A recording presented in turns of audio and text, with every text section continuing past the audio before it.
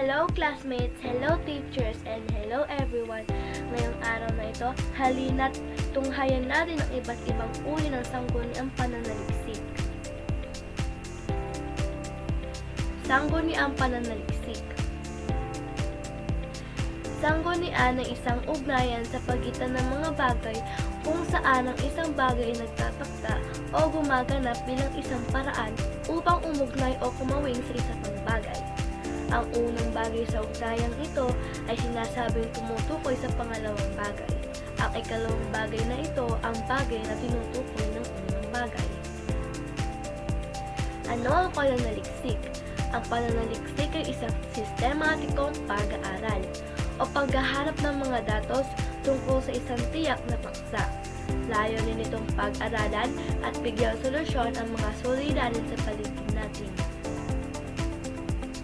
Ang diksyonaryo, taluhuluganan, talutinigan ay isang aklat ng mga nakatalang mga salita ng isang partikular na wika na ang ayos ay ayon sa pagkasunod-sunod ng titik ng abakada o alpabeto. Encyclopedia, isang aklat o mga aklat na naglalaman ng mga impormasyon tungkol sa iba't ibang paksa. Makikita rin dito ang mga artikulo tungkol sa mga katotohanan sa isang bagay, tao, pook o pangyayari. Halimbawa, World Book Encyclopedia, Colors Encyclopedia. Ano ang globo? Ang globo ay modelo ng mundo. Sa globo makikita rin ang kabuuang larawan kung saan nakalagay o nakapwesto ang bawat bansa, mga karagatan at mga kontinente. Ang atlas ay isang kalipunan ng mga mapa, partikular na daigdig o rehiyon ng mundo.